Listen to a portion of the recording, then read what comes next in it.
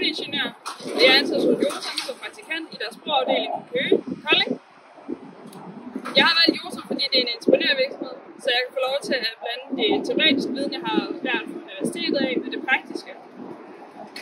Hos Jotam så sidder jeg med opgaver, som lærer til byggesagsmøder, være direkte kontakt med underleverandører eller tilse tilbudssager.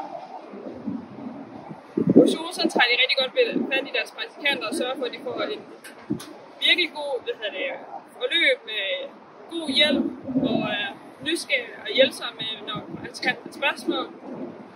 Hvis du er frisk på at bare lære noget mere praktisk og se, hvordan virkeligheden fungerer på lidt sjovere projekter og lidt større, så for eksempel her, hvor vi er på Lillebæltsbroen, hvor de er i gang med at lave renoveringsarbejde, så synes jeg, at du skal vælge Jotam.